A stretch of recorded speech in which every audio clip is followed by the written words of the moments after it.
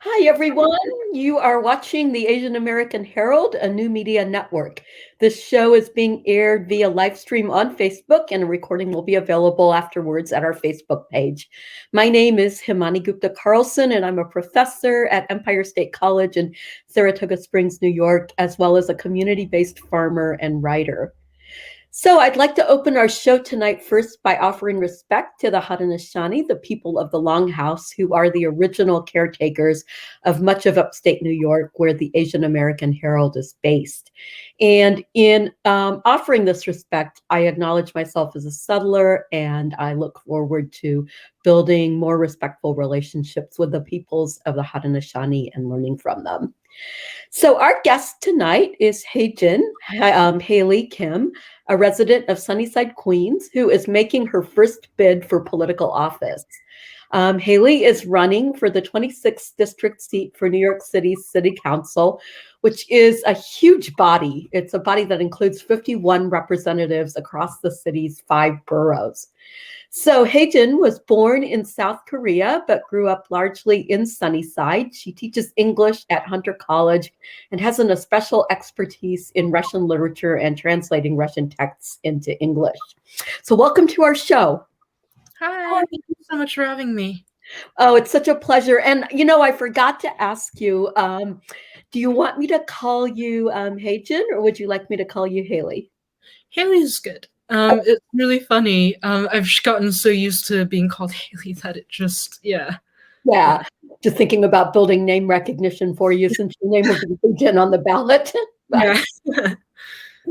So anyway, as I spent this morning preparing for this interview, I actually had a great time on Twitter watching a lot of the videos you had posted, as well as links you had shared.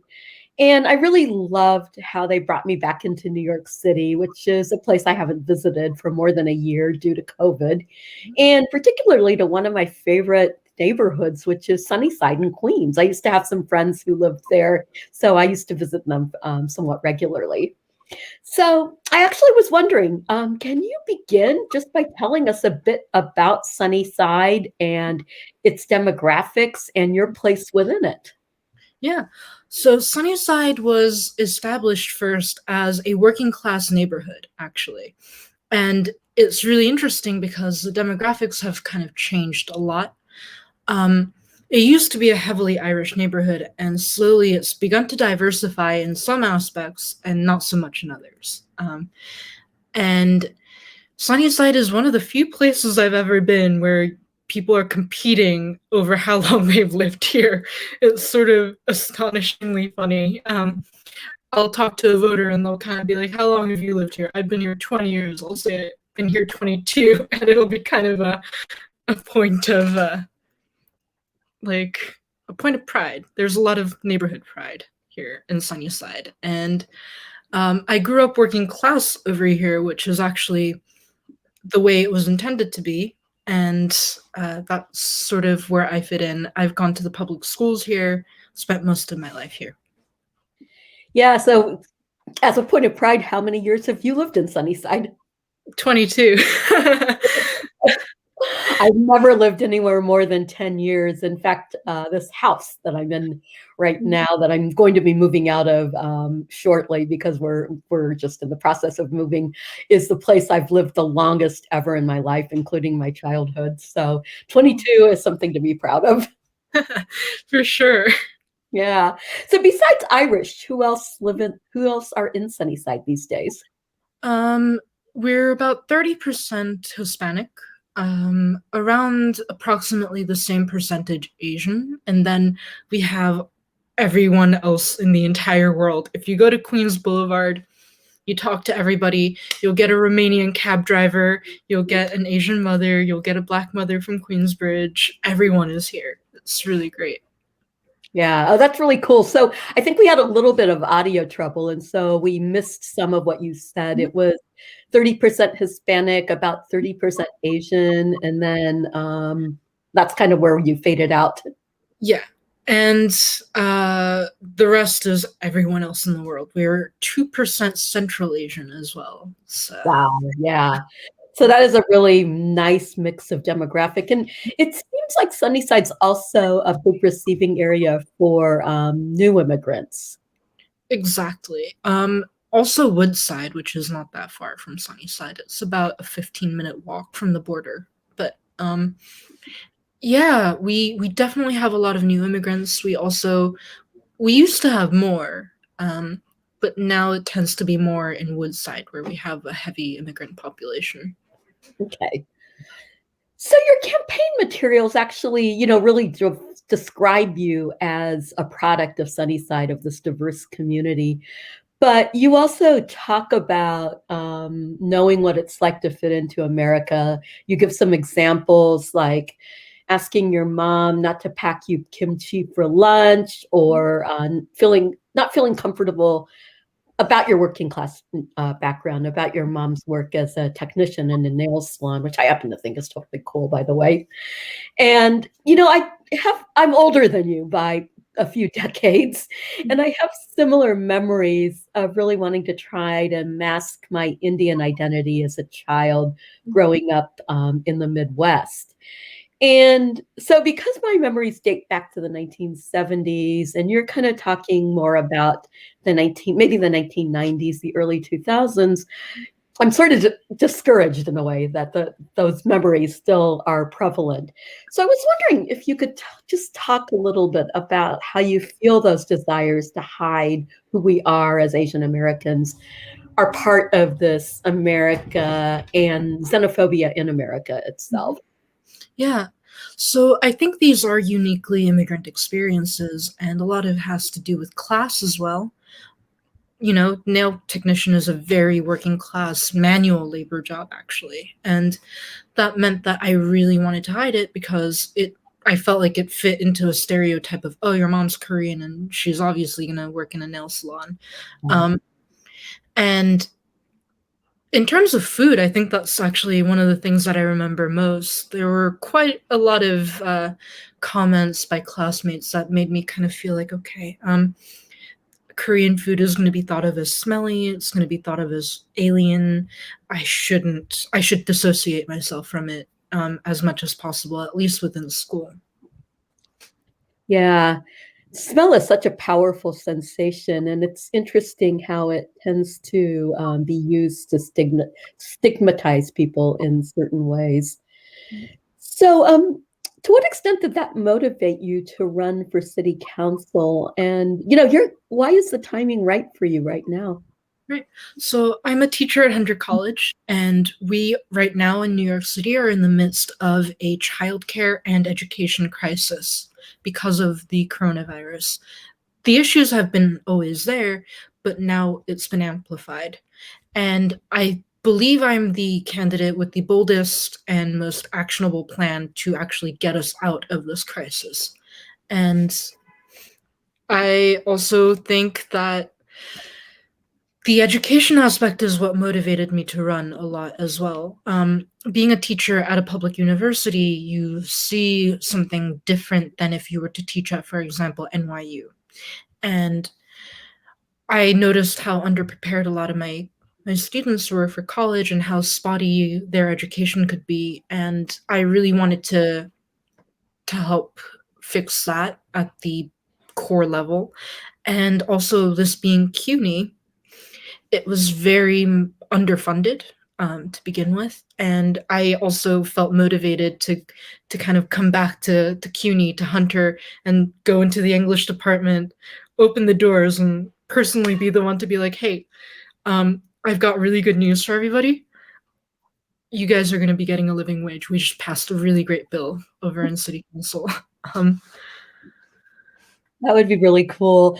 And I think CUNY as well as SUNY, which is what I am a part of, both face a lot of struggles at the institutional level. But Hunter and my college, Empire, probably draw a similar group of students. For us, it's adult learners who often are coming back to college after not quite being able to get through it the first time for whatever reason. And their learning also is very spotty, and often their pursuit of their degree has to be juggled against so many other responsibilities. What kind of do you see a student like that at Hunter?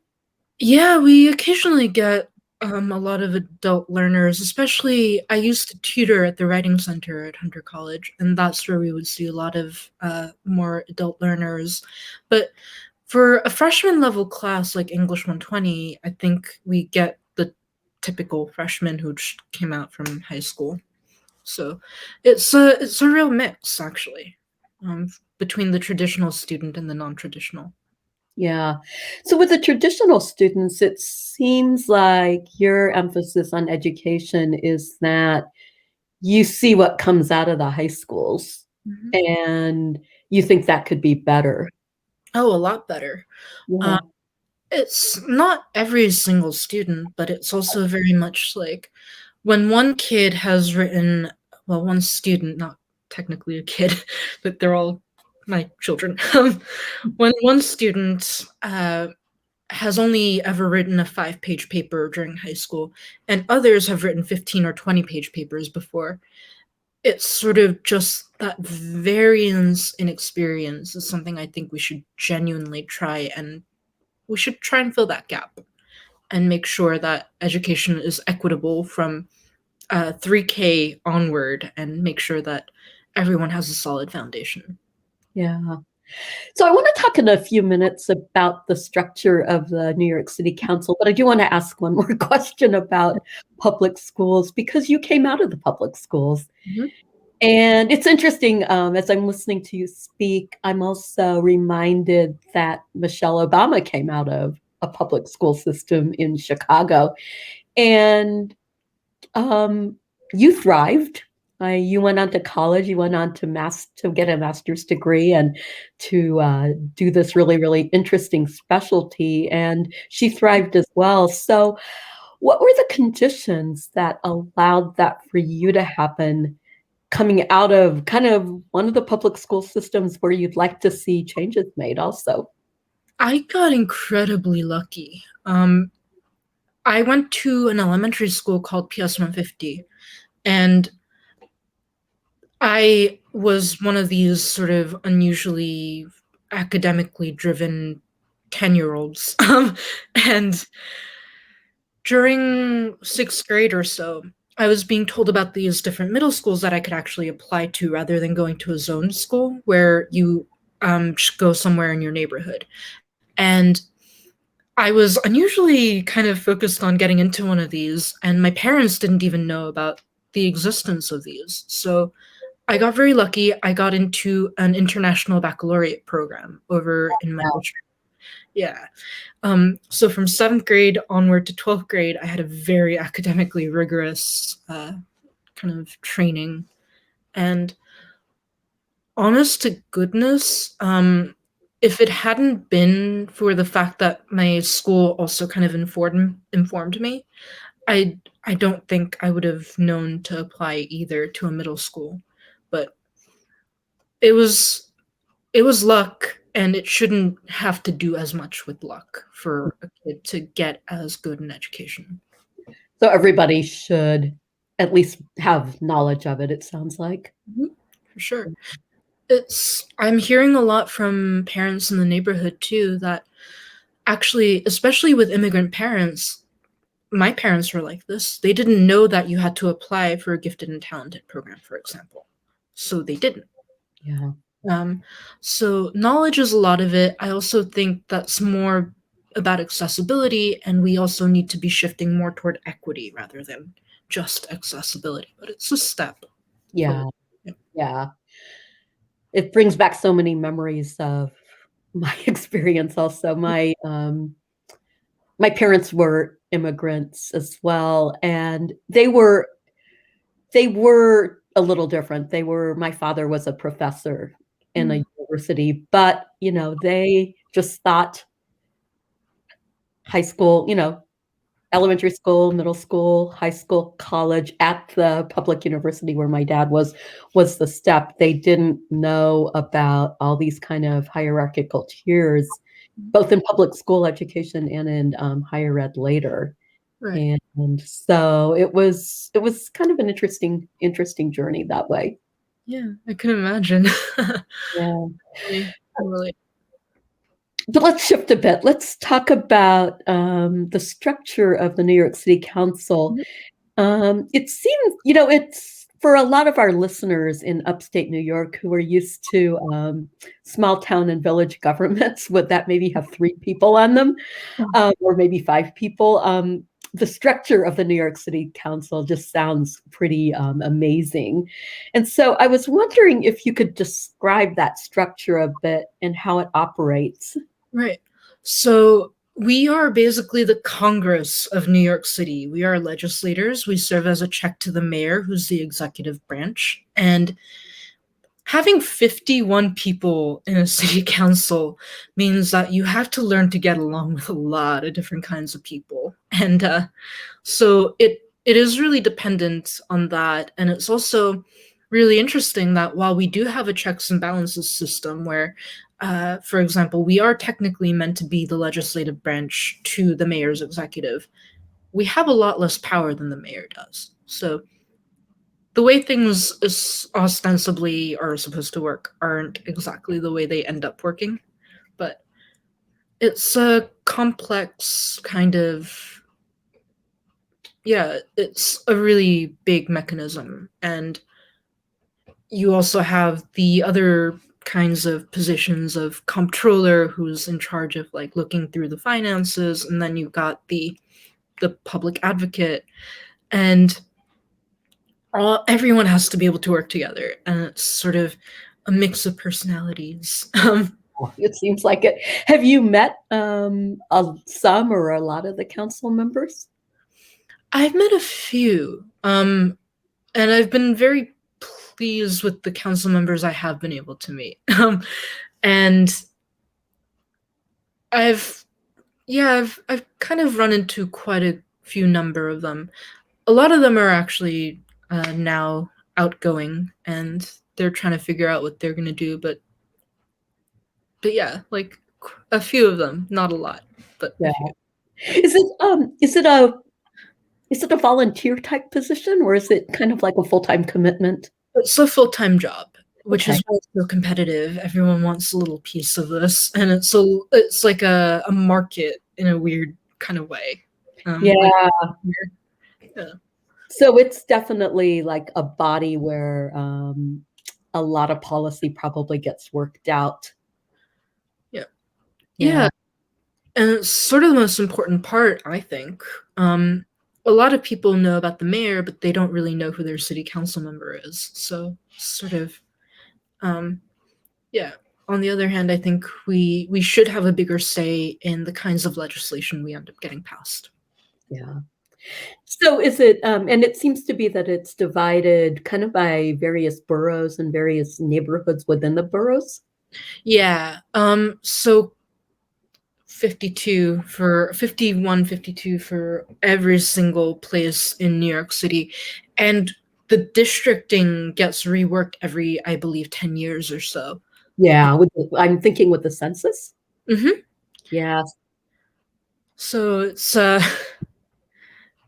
yeah, I mean, we've got just a lot of regionalism here in New York City. So it makes sense, I suppose, to try and have something cohesive for someone to be able to understand when they're, yeah, when they're council member. Seems like a great book someday to be written because New York has a lot of neighborhood identity and regional kind of affiliation. And I think you alluded to some of that when you first talked about Sunnyside. Mhm. So to see that, yeah, actually all come together in a council must be really, really, Yeah, really fascinating. especially our district, it's like the most economically diverse out of every single district, I think. Most of the others have some form of cohesiveness, but we've got 3 public housing units in our district, and then we've also got the gigantic glass towers over in Long Island City, which is the most expensive place to live in Wow. the entire city, in the same district. So it's sort of like,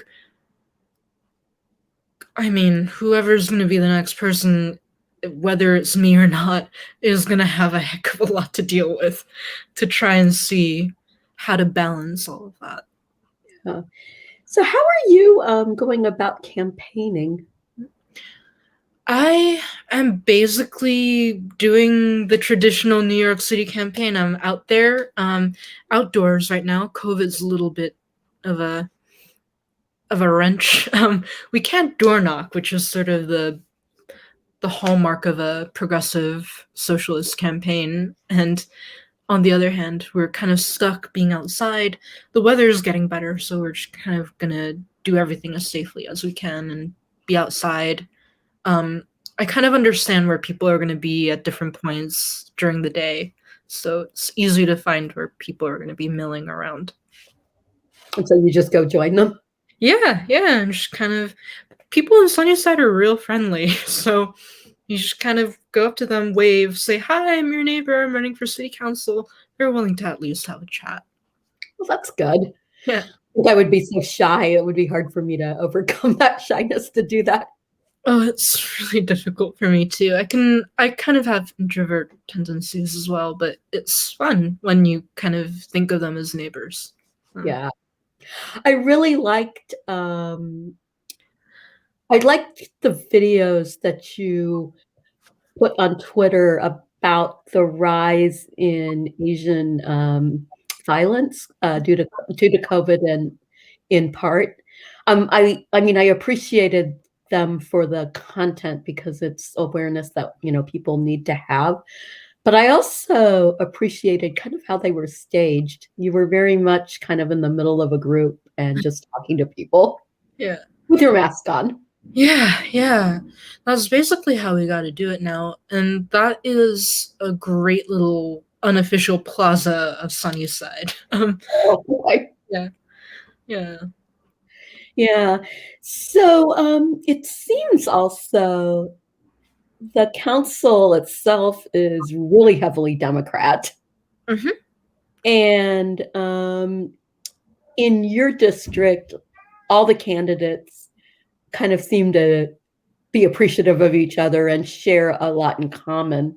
So I'm curious what you bring to the council, what you would bring to the council that would be different, both for the district and for the council as a whole. I am a political product of the district. I've grown politically alongside it rather than outside it looking in. So I think that's a unique perspective to have. And it gives me a little bit of an insider's sort of perspective from the voter's point of view. And I also believe that as someone who strictly identifies as a kind of educator in a public education system, that's also very unique. We have a lot of parents. We also really need to take that into consideration, that they're going to have unique needs, especially given the kind of crisis we're going through. As I kind of mentioned a little earlier, we are in the midst of an education crisis. A lot of parents have to work, especially working class parents in this neighborhood have been affected a lot by this because they don't know how to take care of their children right now. So bringing the perspective I have to that, I believe is going to be unique. Okay. You had mentioned the education crisis earlier, and I wanted to kind of come back to that. Are you kind of referring to, schools being closed or on different kinds of schedules due to COVID, and then the kind of homeschooling responsibilities that are suddenly thrust on parents and other caregivers? Mm-hmm. And not that I think school should be open before it's ready, right? But I think we had a year to figure out how to make this easier on the parents and how to come up with a system that works for both the students and the parents and the teachers and kept everybody healthy. A lot of what I'm hearing is that it's not even a matter of the schools being closed. It's the inconsistency of it's closed this week, it's open the next, and then it's sort of, we don't know what's going on. And I think that speaks to a lack of communication from the city government to the parents. And I think it could just be handled a lot better. And of course, parents aren't all qualified to be teachers. So they're kind of just like, I also have to work, and I don't know how to teach this to my kid. Online learning doesn't exactly work for every child, and so they're just flummoxed on what to do. And I really feel that, and I understand their kids, from their perspective especially, are losing out on a year of education, and not just academic education, social education. A lot of these kids who are going into, for example, middle school or high school for the first time don't know their classmates. And that's sort of a big deal. Um, a lot of what schools do is also provide a social education for students. Yeah, that's actually something that has really, not being a parent for starters, and also not having been in K-12 school for many, many years. That's actually something that really, really became clear to me during the COVID pandemic, that how important that kind of that social setting of school is for children and for teenagers too. Mhm.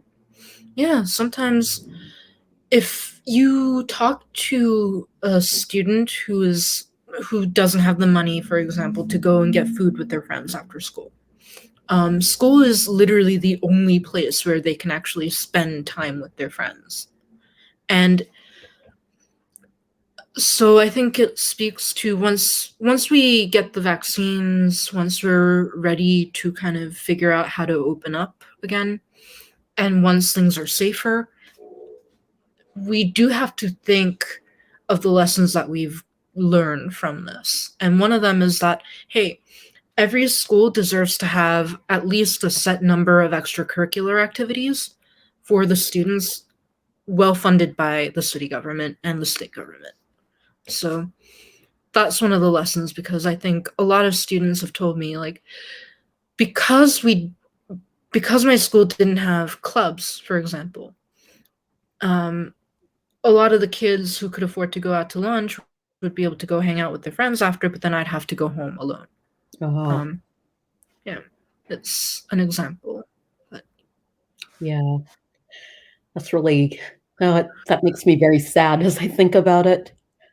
Yeah, it was interesting when the pandemic first hit. I had interviewed some teachers for this show and really had thought we would be having discussions about innovations with online learning and creative activities. But instead, a lot of the discussion was about supporting the students, about mhm, making sure that they had food because so many relied on the lunch program, and making sure that they were psychologically okay. And mhm, that just seemed like, wow, that's such an enormous burden.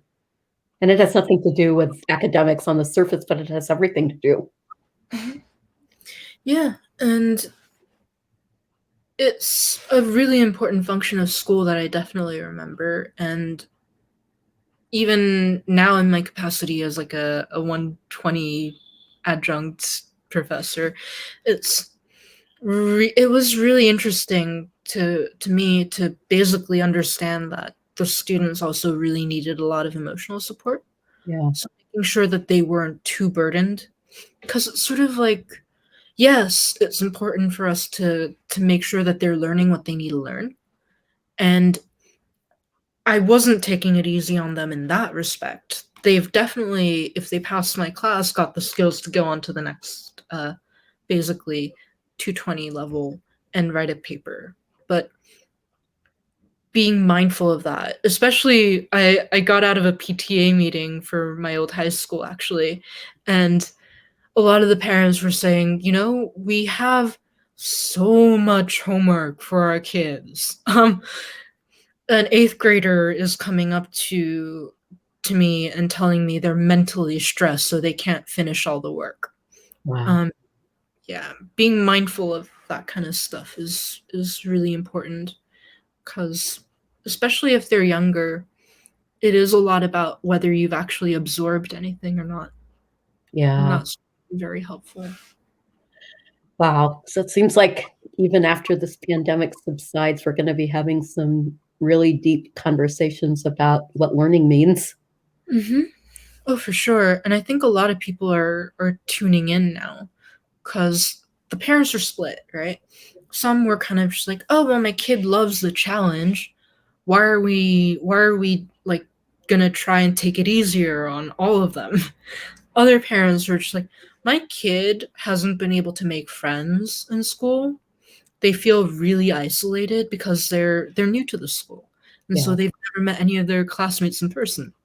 And so besides that, they're like 12 and they've got 5 to 6 hours of homework a night on top of all the Zoom classes. Um, I don't think this is healthy. Yeah. And um, and yeah, I think what it means to learn is something we do have to rethink. Yeah.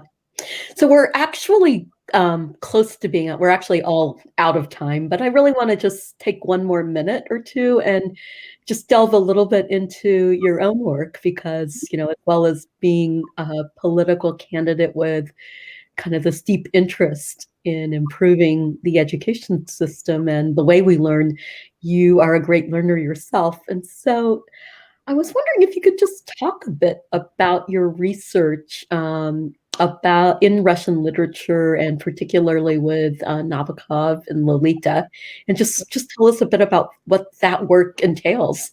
Right. So I wrote a paper basically connecting Nabokov's Lolita to John Keats's poetry. And it was very blatantly obvious because I had studied 19th century British poetry first, and then I read Lolita at the very tail end of college. I believe even after I graduated, right before I started my MA program. And the similarities in style and the characterization of Lolita to the way that Keats characterized women was so obvious. And then it turns out that Nabokov had translated a Keats poem into Russian when he was 13. Oh, wow. Yeah. So I was like, okay, so that makes sense.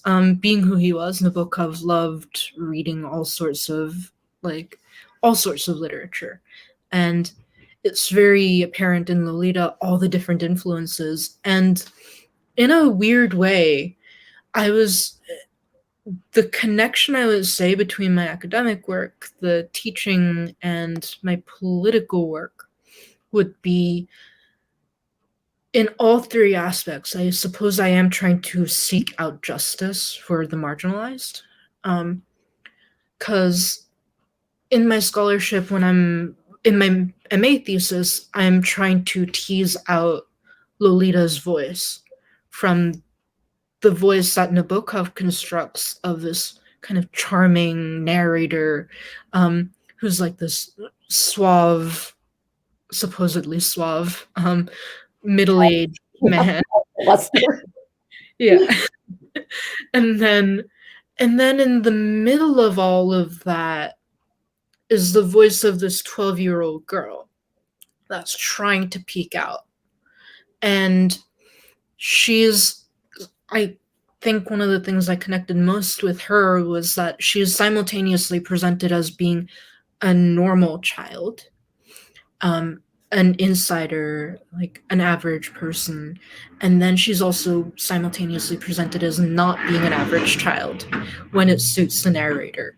So that dichotomy of like being both on the inside and on the outside was something I found really interesting. And um, in my political work, I am also trying to seek justice for people who have traditionally been marginalized, working class people, immigrants, everyone whose voices really haven't been centered as much as they should have been. Yeah.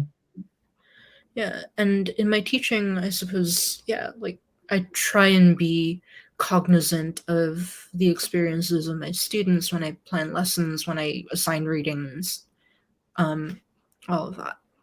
Yeah.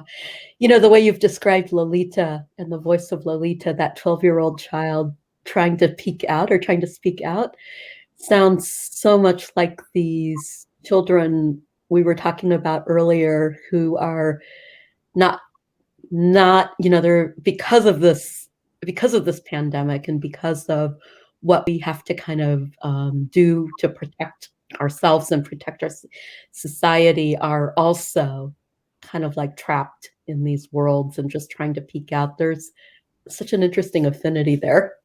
Yeah, for sure. And it's really funny the way that Nabokov characterizes Lolita throughout the book. She's got this, what Nabokov thinks of as like typical American child slang, and she's really funny and really snarky, and she'll say some really interesting stuff, and like it does remind me of a lot of these working class or immigrant children who are kind of just like, look, we're having trouble right now. We need to be heard. This is really difficult for us too. Yeah. Well, that's really inspiring me for the first time in about 25, maybe 30 years to go and pick up Lolita again and see if I can see what kind of voice I can find in it. And it's also inspiring me to definitely follow you on Twitter. And where else can people find you if they want to support you with support you in your campaign, or just find out more about what you're doing? Yeah, Twitter's always a good one. I've also got a website, Haile Kim for citycouncil.com. HAILIEKIM for FOR citycouncil.com. And we promise we will be updating the website more frequently. Okay. It's a lot of work. Oh yeah. Yeah. It's good work though. I think I really love everyone that I've been getting to meet through this. And again, thank you so much for having me on. This was such a fun conversation. Yeah, it was definitely very enjoyable. I love it always. It's a great way to make new friends as well. So on that note, I want to thank Haile, and I want to thank everyone else for joining us this evening for our weekly Asian American Herald show. Once again, I'm Hamani Gupta Carlson, and I've been speaking with Haejin, Haile Kim, who is a candidate for the 26th District New York City Council seat. The Asian American Herald is a Facebook-based news media outlet dedicated to discussing topics and building community among Asian Americans in the capital region of New York and everywhere else. So please send us your story ideas and look for the recording of this show on our Facebook page. Have a good evening, and we'll see you all again next Thursday. And thank you, Haile. Thank you very much. Okay.